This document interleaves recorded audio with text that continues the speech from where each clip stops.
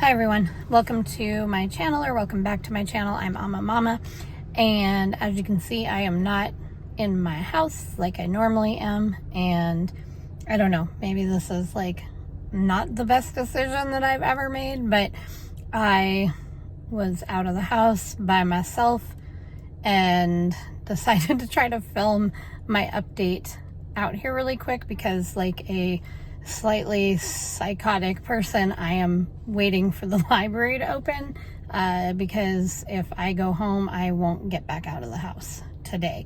So first off, I want to say thanks to Fred over at Read by Fred, because I had completely forgotten that it is my Booktube birthday for 1 year this August.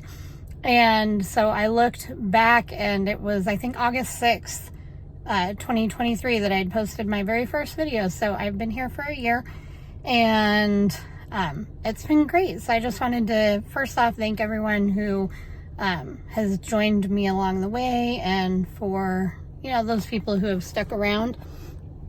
And I just appreciate each and every one of you. And as far as for my updates for this week,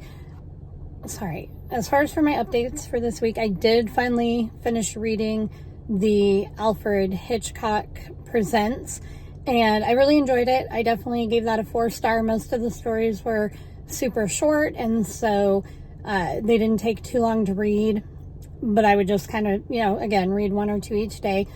So I did like that. And then I managed to finish Her Soul for Revenge by Harley Leroy. I don't have any of my books with me, so I'll post them up here somewhere next to me. But sorry, I just realized I stuck my thumb right in the camera. Anyways, so I did manage to finish reading it. The first half of the book I hated. I had mentioned before, there were a lot of flashback scenes, a lot of stuff that felt kind of redundant based on the first book, and that part would have been okay, but there was a lot of like very violent, graphic, I don't even know how to describe it other than violent, type sex scenes that I had a hard time with. And so for that part of it, I would not recommend this one. Like I think I'd mentioned, it actually did have trigger warnings at the beginning of the book. So at one point I'd almost DNF'd it, but I wanted to see, as far as like the plot, I wanted to see what happened, because that part of it I wasn't hating. It was just all the other stuff that I wasn't liking. Plus it was kind of dragging. So after about the halfway point, the like sex stuff kind of tailored off for a bit. Not that it wasn't like non-existent, but it just wasn't the primary like focal point of the book anymore. And there was a lot more dealing with the actual like plot of the story in general. And so after that, it got really good, and I did enjoy the second half of the book. But with all of that, I ended up giving it maybe like a 3 stars, because I don't know. And if you don't mind that kind of stuff, you know, it might be worth reading. But for me, I don't know that I would actually recommend this particular book, unless you either don't mind the way that it was, or you don't mind like skipping, you know, chunks if you need to. But I liked the second half of it, but then there was some stuff at the end that, again, I could have probably done without. But, you know, overall, I ended up giving that one about a 3-star. I also ended up listening to How to Sell a Haunted House. And again, off the top of my head, I forgot who wrote that, but I had put a hold on it through the library, through Libby, and it came in, and I had actually forgotten that I had requested it. So I went ahead and I listened to that as the audiobook, and that was really good. I ended up like binge listening to it either Friday or Saturday for like 3 hours in a row, because I wanted to get to the end and find out what happened. And it was, I don't want to say a whole lot, but I'm glad that I listened to it versus reading it. It wasn't there were a couple kind of graphic, gory type scenes, but I don't think they were too bad. It was just that I'm not a big fan of like dolls and puppets. They can kind of be a little, I don't know that I would say I'm scared of them, but they definitely make me a little uneasy at times. So I'm not a huge fan of them. And this book is kind of centered around that. And so it was probably better for me to listen to it versus reading it, simply because of the fact that I was able to detach a little bit from some of the scenes. So like I could listen to them while I was doing stuff and it wasn't anything too freaky. But basically this girl, her parents pass away, and she and her brother, I can't even say a whole lot about some of the stuff involving like what happened with her parents and what happens with her brother, because it has a lot to do with the plot. But basically, in essence, they have to sell the house, which is haunted. Yeah. And so unfortunately it's hard because I can't say a whole lot, but there's like family drama and parenting issues. And then, like I said, a lot of dolls and puppets and, possible demonic / ghost stuff. So it was fun. It was a good book to listen to. I really enjoyed it. Glad I listened to it versus reading it, just because I feel like I didn't get freaked out about the actual storyline itself so much. So I did enjoy that. So it was a good week for reading. Hopefully I'm not forgetting anything. I think that was 3. That was 3 books. So yeah, that's what I read and listened to for last week. Okay, random clip insert now that I'm home. I remembered what the other book was that I read this week that I'd forgotten about.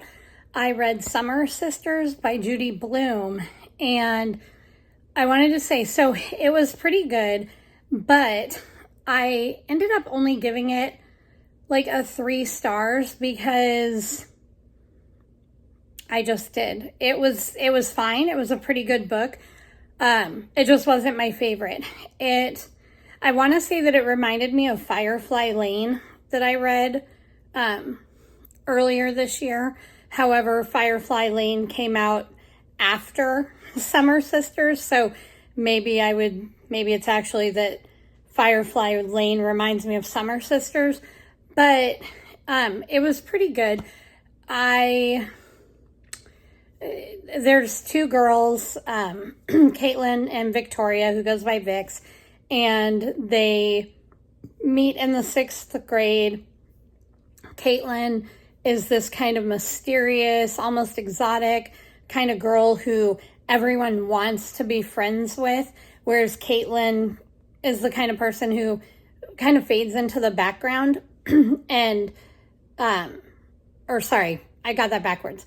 Vix is the one who kind of fades into the background. Caitlin is the girl that everybody wants to be friends with, who seems kind of exotic, but for some reason Caitlin takes a liking to Vix and they become friends. So every summer Vix goes out to Martha's Vineyard with Caitlin and her family, and the book is kind of going like throughout their life, starting from when they meet in the 6th grade through adulthood and things that happened to them and stuff like that. And so you're kind of following the development of their characters and the people they meet and the family members and the things that are around them. And I don't want to say a whole lot about all of those things because the way the book is built, you need to just kind of see everything as it's happening from the beginning so that you get that full feel for the characters and what's going on. for me, it kind of got to where I had this love-hate relationship with Caitlin, because she is the type of person who you can tell she really wants to be a friend to Vix, but it's almost like she doesn't know how to be a friend. She doesn't know how to do relationships, really. And you kind of see that throughout her life. And then Vix, she's not someone who is just trying to fit in, but she really is trying to figure out who she is and all sorts of stuff. What is love, and, family, and all these things. And so there's a lot of like really good stuff.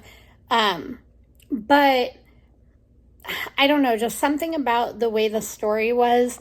I enjoyed it. I would definitely recommend it, but it wasn't something that I felt super enthusiastic about. So I don't know if that makes sense at all. So it was a good read, and I liked the style of the writing. It was a super easy read. It's Judy Blume, and so if anybody read any of her children's books, those are easy to read. And so was this. So it was a really easy read. One thing that I did really like is like throughout the sections in the book, which were like chunked together by like a group of like 4 years at a time.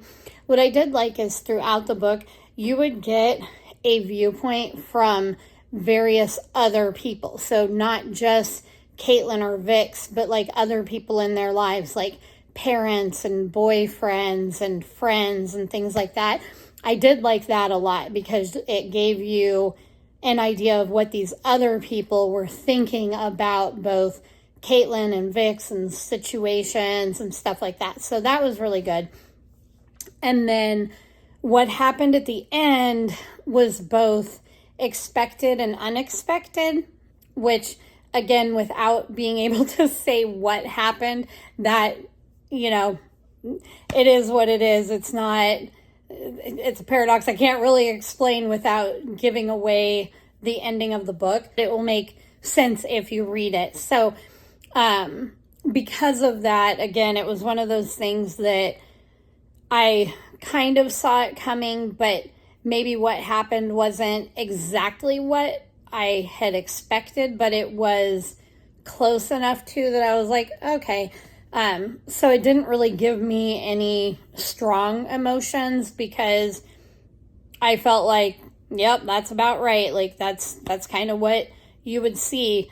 But there was like a little bit of a twist that I was like, oh, okay. So it's a little bit different than I thought. But anyways, it was pretty good. I would still recommend it. It was just a light kind of read, but definitely not, specifically romance, though there is some romance. It's not specifically a comedy, though there are some funny moments. It's not super heavy. It's not gonna, for me anyways, it wasn't something that, had me in tears, or, like I said, it just didn't give me any like strong emotions one way or the other, but it was still a good read. So like I said, I gave that like a 3.5 star. I would recommend it, but it just wasn't my favorite book. So I just wanted to make sure that I included that one as well. I had tried to start reading the 44 Irish short stories, but I didn't get very far in that book. I've read a couple, but I really wanted to get the Alfred Hitchcock Presents out of the way, just so that, I wasn't trying to read multiple short stories. So I'll be working on that one. I did start the Debbie McComber book. I think it's like 92 Pacific Boulevard is what it's called.